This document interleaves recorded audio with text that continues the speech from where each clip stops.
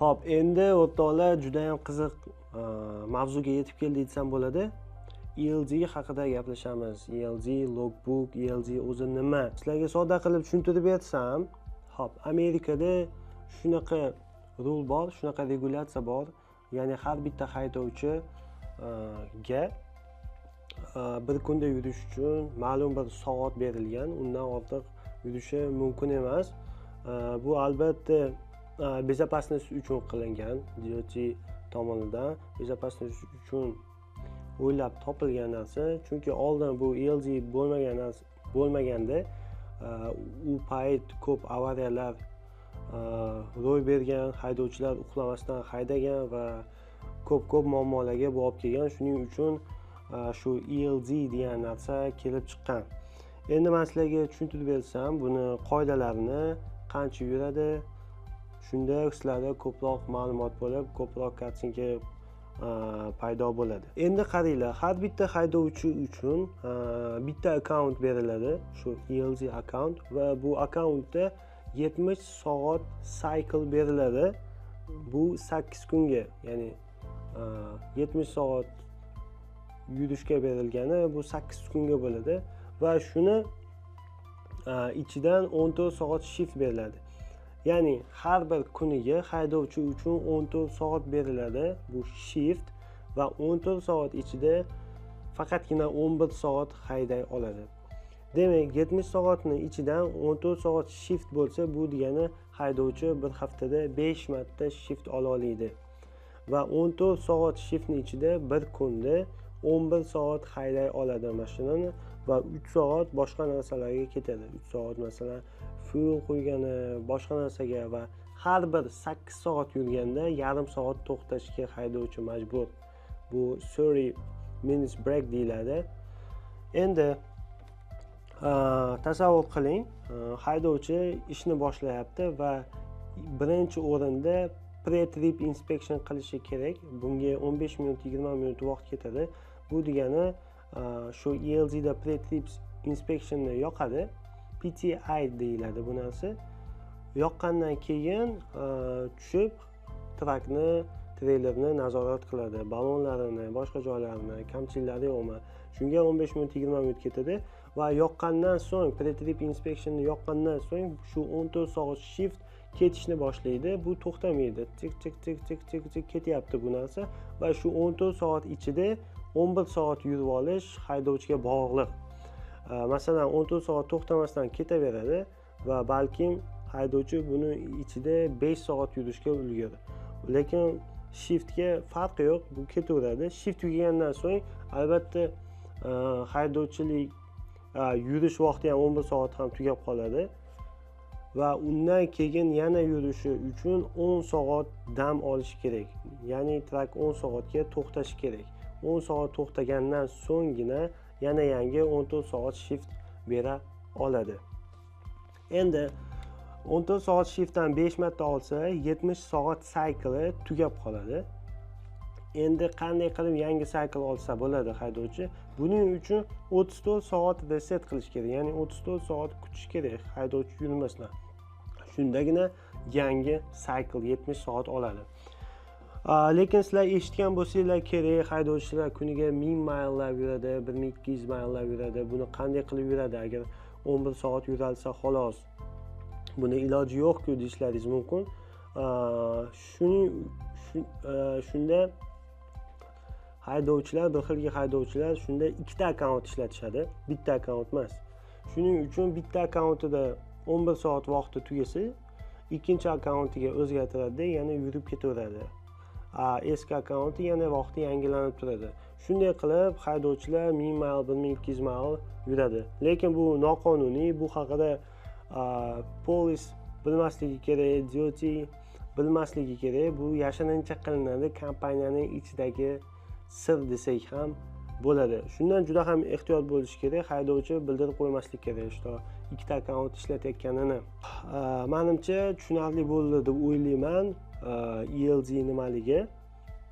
Endi ELZsi ishlamay qolsa yana bitta narsa bor. Agar ELZsi shu programmasi ishlamay qolsa, paper logbook bor, ya'ni qog'ozga o'zini qancha yurganini yozib ketadi, lekin paper logbookni ko'p ishlatib bo'lmaydi.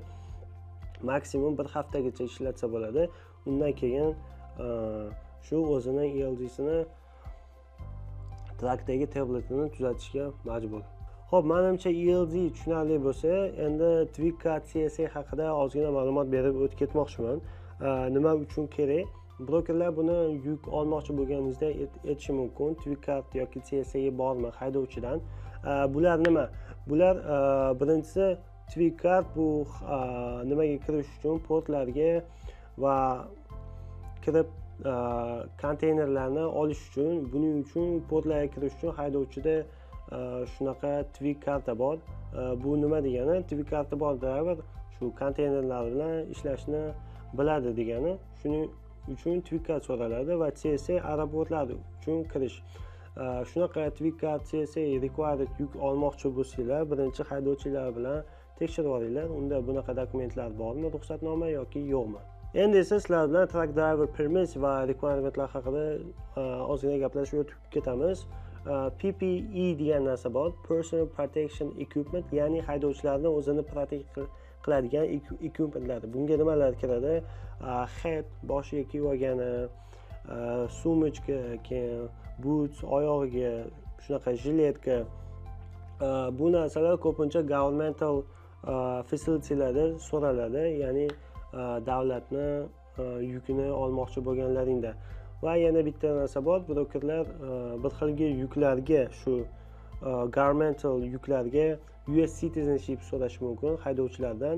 Buni oldindan sizlarga aytadi brokerlar, haydovchingiz US citizenmi yoki yo'qmi? Shunda haydovchi bilan aniq tekshirib olishingiz kerak. Chunki bunaqa facilitylarda haydovchining backgroundi ham, ya'ni oldin nima qilganlari ham tekshiriladi. Agar haydovchingiz noqonuniy yo'llar bilan kelgan bo'lsa Amerikaga va siz buni bilmasdan shunaqa governmental joylarga jo'natib yuborsangiz, uni qamab qo'yishlari ham mumkin. Shuning uchun ehtiyot bo'ling.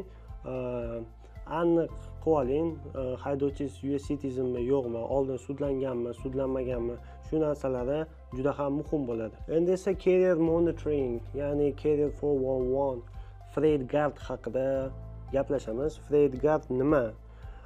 Bu carrierni, ya'ni kuryerlarni xatolari uchun qo'yiladigan review.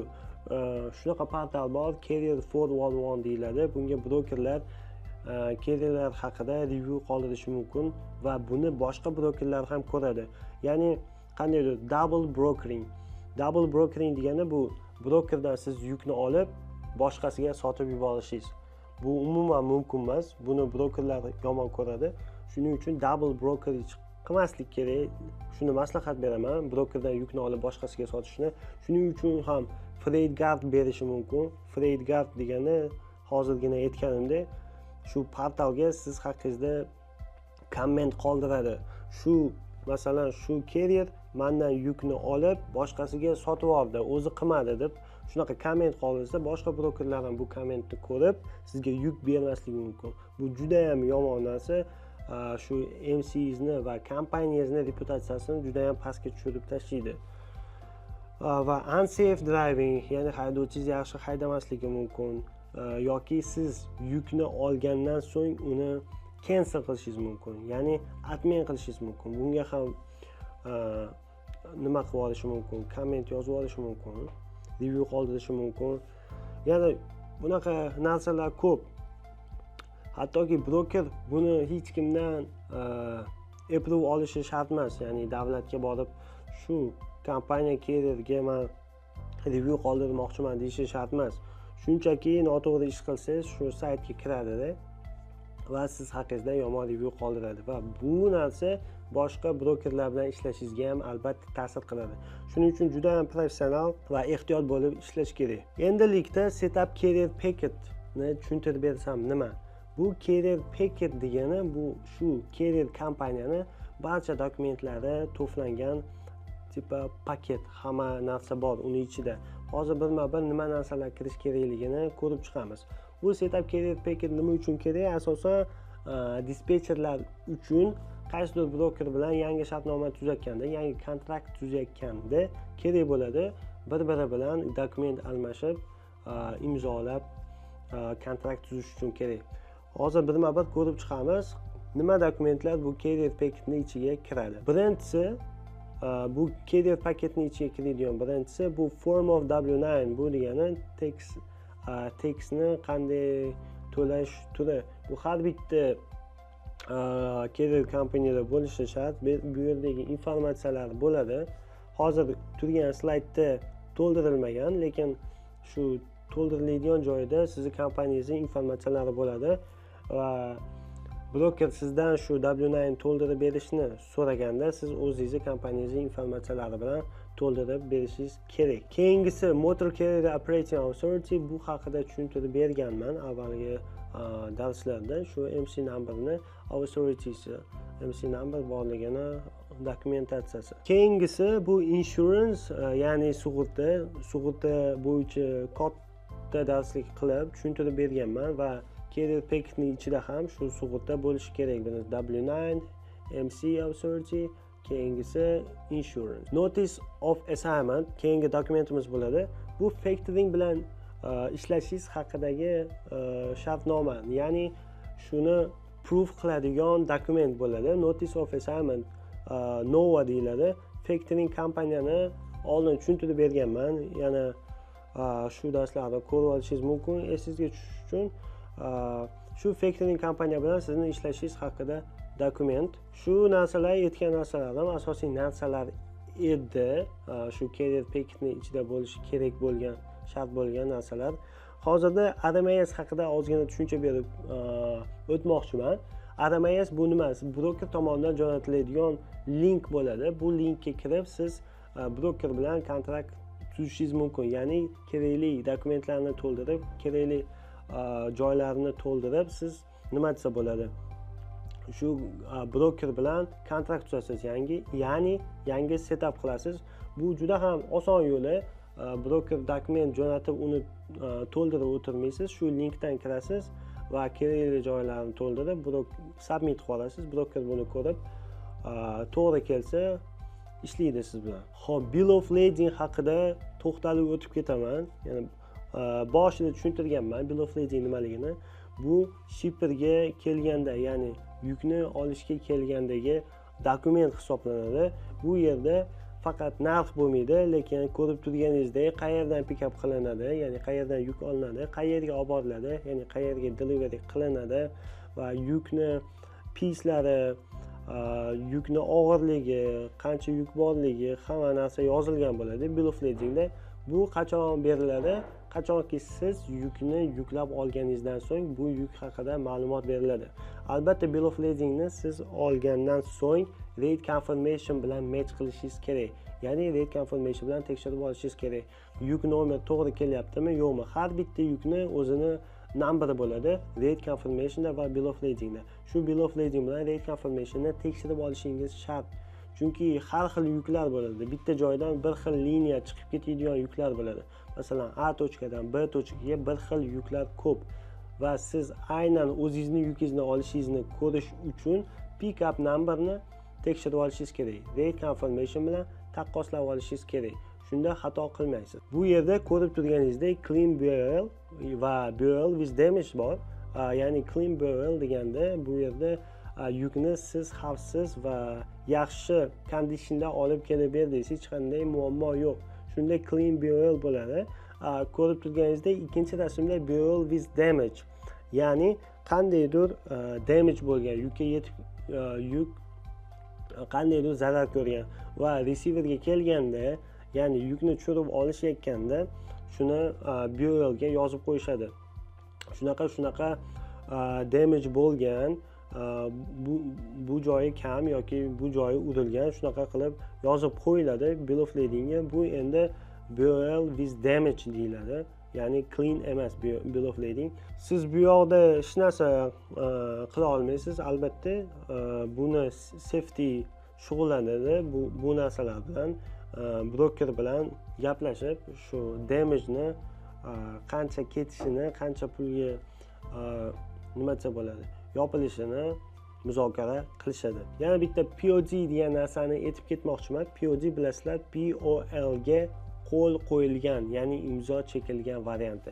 Qachonki BOL receiverga borib, ya'ni yukni yetkazib berganingizdan so'ng shu BOL ga imzo qo'yishsa, bu POD ga aylanadi, ya'ni proof of delivery bo'ladi.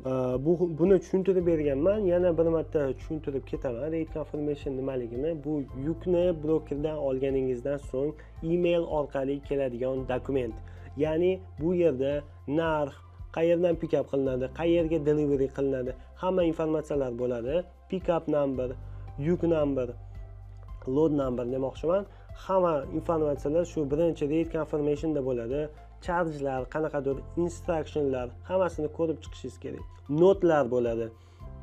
Hop, qandaydir haydovchi kech qolsa charge bo'lish yoki bu yo'ldan yurish mumkin emas, boshqa yo'ldan yurish kerak. Hamma notlar. Shuning uchun vaqtlariga ham ahamiyat berishingiz kerak bu narsada, chunki bir xilgi payt noto'g'ri vaqt bilan berib qo'yishi mumkin rate confirmationda. Shuning uchun dokument har doim gapiradi, dokument to'g'ri bo'lishi kerak. Telefonda broker bilan gaplashganingizda, masalan, sizga deliveryni, ya'ni yukni yetkazib berish ertaga deyishi mumkin, lekin rate confirmationda uni ertasiga yozilgan bo'lsa, siz hech narsani qila olmaysiz. Yukni ertaga olib borsangiz ham rate confirmationda yozilgani bo'yicha inningga bo'lsa yukni tushirish, siz kutib o'tirasiz, broker sizni shunday aldab qo'yishi ham mumkin. Shuning uchun dokument har doim gapiradi, dokumentni to'g'ri qilib olish kerak. Bu slaydimizda keyingi qo'shimcha terminlar va brokerdan olinadigan qo'shimcha summalar haqida gaplashamiz. Birinchisi redelivery. Nima degani? Tushuntirib beraman sizlarga. Redelivery ya'ni yukni manzilga olib kelganlaringizda boshqa joyga, boshqa manzilga jo'natish, shu redelivery deyiladi. Ya'ni bitta summaga kelishgansizlar, A tochkadan B tochkaga yukni olib keldinglar, lekin sizlarni C tochkaga jo'natyapti. Shunda yana brokerdan qo'shimcha summa olsanglar bo'ladi. Buni yurgan mayliga qanchadan kelgan bo'lsanglar, ya'ni shuncha yurgan mayliga olsanglar bo'ladi yoki yana broker bilan kelishasizlar. Lumper of driver load or unload. Lumper fee degan narsa bor. Bu yukni tushirish uchun yoki yuklash uchun fee deyiladi, ya'ni pul. Bu shipperda yoki receiverda olinadi. Endi bu qanaqa ishlaydi? Haydovchi o'z yonidan xohlasa shu lumper feeni to'lab turadi yoki kompaniya to'lab beradi shu lumper feeni. Keyin esa broker sizga buni compensate qilib beradi. Ya'ni rate confirmationingizga shu qancha bo'lgan bo'lsa yuklash, shuni qo'shib beradi. Xohlasangiz broker bilan kelishasiz, broker o'zi to'lab beradi.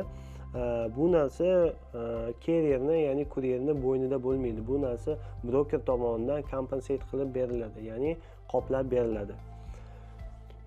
Fuel surcharge, ya'ni fuel uchun qo'shimcha pullar olish mumkin, fuel oshib ketganda, lekin bu kamdan kam bo'ladigan vaziyat. Meni faoliyatimda bunaqa bo'lmagan, ya'ni fuel oshib ketganda qo'shimcha pul so'ramaganmiz brokerdan. Qanchaga kelishilgan bo'lsa, albatta shunchaga qilinadi. Keyingisi truck ordered not used. Bu narsa tonu deyiladi. Ya'ni yuk olingandan so'ng broker yoki customer tomonidan yukni admin qilish.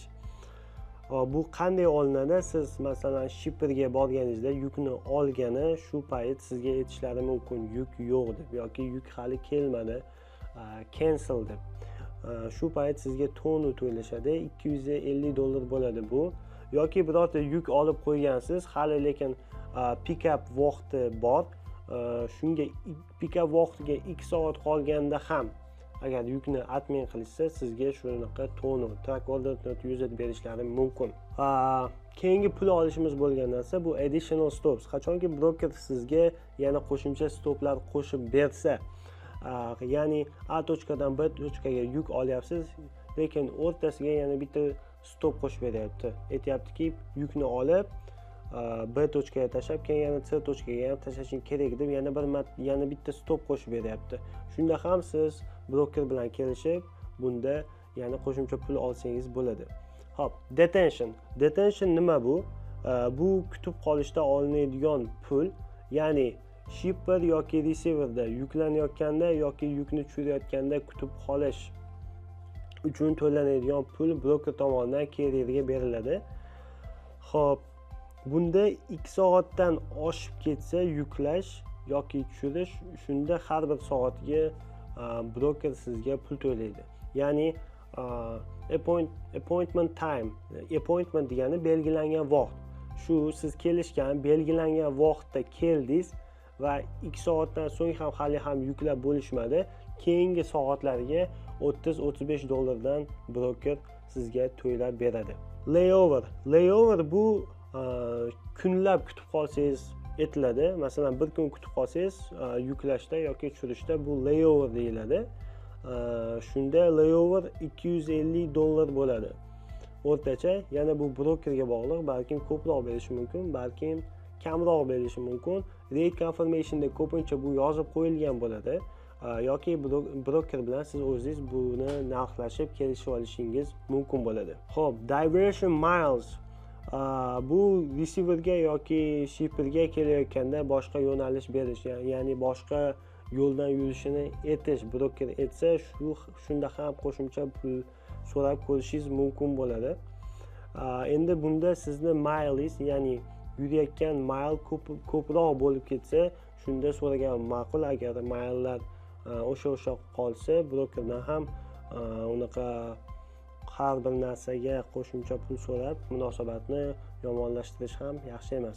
Endi esa facilitylar haqida gaplashib o'tamiz. Facilitylar nima, qanaqa bo'ladi, nimalarni facility desak bo'ladi. Facilitylar bular fabrikalar bo'lishi mumkin, storagelar bo'lishi mumkin yoki boshqacha distributionlar bo'lishi mumkin, yuklanadigan joylar bo'lishi mumkin. Shularning hammasini facility desak bo'ladi. Shipper deb har bir yuk oladigan joy biz uchun shipper deyiladi. Ya'ni bu bo'lishi mumkin, magazin bo'lishi mumkin, qanaqadir portlar bo'lishi mumkin, aeroport bo'lishi mumkin yoki shunga o'xshagan joylar bo'lishi mumkin, uy bo'lishi mumkin. Qayerdan biz yukni olsak, bu biz uchun shipper bo'ladi va qayerga yukni olib olsak, bu biz uchun receiver bo'ladi. Shuni esdan chiqarmanglar. Yuk oladigan joy shipper biz uchun, yukni tashlaydigan joyimiz receiver har doim. Receiver yoki destination, borar joy desangiz bo'ladi, yukni olib boradigan joyingizdan. Facilitylar tushunarli bo'ldi deb o'ylayman. Bu fabrikalar, storagelar, distributionlar, katta joylarni biz facility deb aytamiz. Xo'p, endi facilitylarni qanday yuklanish turlarini aytib o'taman. Birinchisi drop and hook. Drop and hook termini nima degani? Drop degani bu treylerni tashlash va hook treylerni olib olish, ya'ni hook olish. Bunda siz trakdan treylerni ajratib tashlaysiz, shunda drop bo'ladi, yoki trakni olib kelib shu treylerni olasiz, shunda hook bo'ladi. Shu narsa drop and hook deb aytiladi. Endi boshqa turi live load va live unload. Bu nima degani?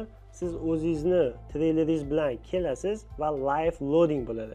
Bu degani shu o'zingizni treyleringizga yukni yuklab berishadi, siz kutib turasiz. Yoki live unloading. Sizni treyleringizdan yukni olib olishadi, siz kutib turasiz. Shu narsa live loading va live unloading deb aytiladi. Bir xilga facilitylar bor, ya'ni yuklanadigan, yukni tushiradigan joylar bor. Bir xilgilari appointment bilan ishlaydi. Qanday? Appointment bilan ishlaydi degani bitta vaqt bo'ladi va shu vaqtga kelishi shart. Yuklagani yoki yukni tushirgani. Buni har doim broker bilan yuk olayotganda gaplashib olasiz. Appointment bilanmi yoki appointmentsizmi? Shunday ishlash turlari bor, facilitylarda. Hattoki 1 minut kech qolsangiz ham sizga yukni yuklashmasligi mumkin yoki yukni tushirmasligi mumkin. Shuning uchun o'z vaqtida, ya'ni kerak bo'lsa ertaroq ham kelish kerak, appointment bilan bo'lsa. Broker bilan buni yaxshilab gaplashib oling va trakingizni shu masofani shu vaqtda bosib o'ta oladimi, yo'qmi? Shuni albatta chek qilib ko'ring. Masalan, trak 50 maylni примерно 1 soatda bosib o'tadi. Shu stoplari bilan, to'xtashlari bilan hammasiga 1 soatiga 50 mayl bosib o'tadi. Shunday qilib hisoblab ko'ring. Agarda appointmentga yeta olsagina olganingiz ma'qul. Chunki kech qolsa appointmentdan, shu belgilangan vaqtdan problema bo'lishi mumkin. Даже 1 kun 2 kunga buni cho'zib yuborishi mumkin yangi appointment olish uchun. Hop, keyingisi first come first serve, birinchi kelgan birinchi xizmat ko'rsatiladi. Bu nima degani? Xuddi живая очередь degandek. Siz kelganingizda siz oldingizda nechta trak bo'lsa, shularni kutib turib, keyin nima bo'ladi? Yukingizni tushirib olishadi yoki yuklab berishadi. Bu narsa appointmentdan ko'ra yaxshiroq, chunki ko'pincha 9 dan 4 PM gacha ishlaydi. Bunaqa facilitylar dushanbadan jumagacha first come first serve ishlaydigan facilitylar. Va siz 15 minut 20 minut kech qolsangiz ham shu 9 dan 4 oralig'ida bo'lsa bo'ldi. Yukingizni tushirib olishadi. Shu taraflama zo'r. Va yana bir turi bu 24 ga 7 ishlaydigan facilitylar. Bular har doim ishlaydi va ochiq bo'ladi, har doim yukingizni tushirib oladi. Juda ham yaxshi va qulay. Chunki xavotir olmaysiz, kech qolyapman 5 minutga, 10 minutga deb xohlagan vaqtingiz borganingizda yukni tushirib olishadi. Ertaroq ham tushirib olishadi, kechroq bo'lsa ham tushirib olishadi. Lekin shu kech qolmagan baribir yaxshi. Broker sizga qanaqadir vaqt berishi mumkin. 24 ga 7 ishlaydi facility, lekin shu vaqtdan kech qolma deyishi mumkin. Shuning uchun berilgan vaqtdan kech qolmasligimiz kerak. Endi esa ozgina doklar haqida gaplashsak va common thingslar haqida. Birinchi narsa bu dok. Dok nima degani desangiz, facilitylarga kelganda treylerni qo'yadigan eshik. Rasmda ko'rib turibsizlar dok qanaqa bo'lishini. Shu dokka treylerni orqasi bilan kelib qo'yiladi va ozgina bu yerdan baland va treylerni razmerida bir xil bo'ladi. Shunda facility ichidan shu eshikni ochib treylerga yuklash juda ham oson bo'ladi. Shuning uchun katta facilitylarda har doim dok bo'ladi. Dokni tushundinglar, bu shu treylerni orqasi bilan qo'yiladigan eshik va u eshik ochiladi va primoy treylerga yo'l bo'ladi. Shu facilityni ichidan yuklarni primoy treylerga yuklasak bo'ladi. Xo'p, pallet jack haqida aytib bersam, bu pallet jack palletlarni tagiga tiqib tortadigan shunaqa moslama ko'rib turganingizdek, mana shunaqa qizil narsa bo'ladi, endi har xil rangda bo'ladi. Shuni osonroq yuklarni siljitish uchun ishlatishadi. Forklift ham shu pallet jackni sal boshqacharog'i, uni haydab palletlarni ko'tarib yuklashingiz yoki tushirishingiz mumkin. Endi yard jockey degani bu kichkina trakcha. Bu trakda siz treylerlaringizni qoldirib ketsangiz, u treylerlarni siljitishga, olishga, olib kelib berishga yordam beradi. Bu ham katta facilitylarda bo'ladi. Ya'ni bir xilga joylar siz o'zingizni treyleringiz bilan kelgan taqdiringizda ham treyleringizni drop qilib berishni so'rashi mumkin. Ya'ni treyleringizni qoldirishingizni so'rashi mumkin. Qachonki yuklangandan keyin ular o'zlari qo'ng'iroq qilishadi. Shuning uchun shunaqa facilitylarda yard jockey, shunaqa kichkina traklar bor. Bular kelib u treyleringizni olib yuklangandan keyin yana qaytarib olib kelib beradi. Menimcha tushunarli bo'ldi deb o'ylayman. Qanaqadir savollaringiz bo'lsa, yana aytishlaringiz mumkin.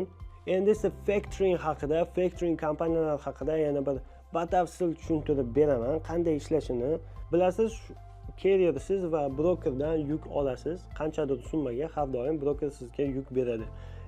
Aytaylik, siz $4000 brokerdan yuk oldingiz va buni yukni yetkazib berganingizdan so'ng siz u brokerdan yukni pulini olishingiz kerak. Endi agar brokerni o'zidan to'g'rima-to'g'ri yukni pulini olmoqchi bo'lsangiz, brokerni o'zining shartlari bo'ladi. 30 kundan balkim 60 kungacha har xil shunaqa to'ylab berishlari mumkin. Bu accountingga bog'liq bo'ladi. Accounting bunga telefon qilib, qachon tushirib berasan, qachon bizni yukni pulini berasan deb yuradi. Agar to'g'ridan to'g'ri ishlasa, dokumentlarda qanaqadir broker aytishi mumkin, bu yog'i kam, bu yog'i kam va vaqt yo'qotishingiz mumkin. Va shunda factoring company sizga o'zini uslugalarini, o'zini servislarini beradi. Qanday? Siz masalan brokerdan shu $4000 yuk oldingiz, bajarib bo'lganingizdan keyin hamma bill of lading, POD qog'ozlarini shu factoring kompaniyaga berasiz. va factoring kompaniya sizga 5 kundan uzog'i 10 kungacha sizga shuni pulini beradi va o'zi foiz olib qoladi. Qanday? Masalan, shu $4000 masalan 5% olib qolganda ham $20 sizdan olib qoladi. 2% sizdan factoring company yukidan olib qolganda ham $4000 dan $80 o'ziga olib qoladi va sizga srazu to'lab beradi. O'zi esa keyinchalik brokerdan shu summani oladi. Factoring kompaniyani afzallik tomonlari sizga garantiya beradi, что sizni pulingizni beradi, o'zi esa brokerdan oladi va siz ham hech qanday muammolar xohlamasangiz, albatta sizning factoring kompaniyangiz ishlaydigan brokerlardan yuk olganingiz afzal. Ya'ni siz ishlaydigan factoring kompaniya siz yuk olmoqchi bo'lgan broker bilan kontrakt tuzgan bo'lishi kerak. Yana tushunmagan savollaringiz bo'lsa, factoring kompaniya haqida berishlaringiz mumkin. Yana detalliroq tushuntirib beramiz. Lekin o'ylaymanki, tushunarli bo'ldi deb o'ylayman. Endi bu slaydda men sizlarga haydovchilar qanday pul topishini tushuntirib beraman. Bunda haydovchilarni birinchi turlarini aytib bersam, birinchi turi bu company driver, ya'ni haydovchi kompaniyani traklarini haydaydi va bundan har bir yurgan mayli uchun pul oladi, ya'ni 60 sentdan 80 sentgacha har bir yurgan mayli uchun pul oladi yoki qilingan grossdan, ya'ni topilgan puldan qanchadir foizga gaplashadi. 25% dan 30% gacha haydovchi olishi mumkin company driverlar. Hop, ikkinchi turi bu owner operator deyiladi. Owner operator kompaniyaga o'zini traki bilan keladi va kompaniyaning uslugalari uchun foiz to'laydi. Ya'ni topgan summasidan 15%, 10% dan 15% gacha kompaniyaga to'lab beradi. Endi owner operator o'zi hamma rasxodlarni o'zi qoplaydi. Fuel o'zini rasxodlari, traki buzilib qolsa maintenansiga o'zi javobgar va faqatgina shu topgan pulidan 10-15% kompaniyaga beradi. Endi lease owner operatorlar bor. 3-turi bu haydovchi leasega trak oladi. Lease degani bu rent, ya'ni arendaga trak oladi va har hafta bu kompaniyaga birinchi foiz to'laydi, 10% dan 15% gacha va qo'shimcha trakka ham o'zini arendasini to'laydi har hafta va hamma rasxodlari, fuelga ketadigan, trak buzilsa to'g'rilaydigan hamma rasxodlari ham o'zini bo'ynida bo'ladi. Shunday qilib, shu tarzda haydovchilar pul topadi, ko'p protsentga, kompaniya driverlari esa maylga yuradi va o'zini har bittasini responsibilitylari bor. Shunga qarab ishlashadi. Endi haydovchilarning yana turlari haqida aytib bermoqchiman. Solo va team drivers deyiladi. Solo driver degani bu bitta haydovchi degani. Team drivers demak ikkita haydovchi nazarda tutiladi. Endi bir xil yuklar bor, shular team driver so'rashadi, ya'ni ikkita driver so'rashadi, lekin shunda ham bitta haydovchi borib yukni olib ketadi. Ya'ni bitta haydovchi emas, ikkita haydovchini informatsiyasi berib, lekin aslida bitta haydovchi kelib ham yukni olib ketadigan vaziyatlar bor. Buni yuk oqtarayotganlaringizda yaxshiroq tushunib olasizlar, qanday qilib ikkita haydovchilik yukni bitta haydovchi olib ketishini. Endi esa eng qiziq joylariga kelyapmiz. Update va dispatch. Updater nima ish qiladi, uni mas'uliyatlariga nima kiradi va dispatcher nima ish qiladi va uni mas'uliyatlariga nima kiradi. Eng qiziq va sizlar ishga kirmoqchi bo'lgan pozitsiyalar nima ish qilishini hozir ko'rib, razbor qilib chiqamiz. Xo'p, birinchisi kelinglar gaplashamiz, updater haqida gaplashamiz, nimalar qilish kerak bo'ladi. Birinchi o'rinda updater qisqa qilib aytganda yukni A tochkadan B tochkaga borishini xavfsiz va o'z vaqtida, ayniqsa borishini ta'minlovchi inson, kadr hisoblanadi. U updater har doim brokerga 24 ga 7 update berish kerak bo'ladi. Ya'ni trak nima bo'ldi, qayerda to'xtadi, buzildimi, yurib ketyaptimi, qancha vaqt qoldi, hammasi haqida brokerga inform qilib yurish kerak bo'ladi. 24 ga 7 deganimda bu общий hamma updatelarni olyapman. Ya'ni updatelarni ham smenasi bo'ladi. Main smenada ishlaydigan updatelar, keyin after hourslar keladi, undan keyin morning shift. Shular brokerga 24 ga 7 almashib update berishlari kerak bo'ladi. Xo'p, qanaqa skills va ability'lar kerak update bo'lish uchun? Birinchisi excellent communication skills. Albatta broker bilan gaplashganda juda ham yaxshi muloqot qilish kerak bo'ladi. Ikkinchisi multitasking abilities.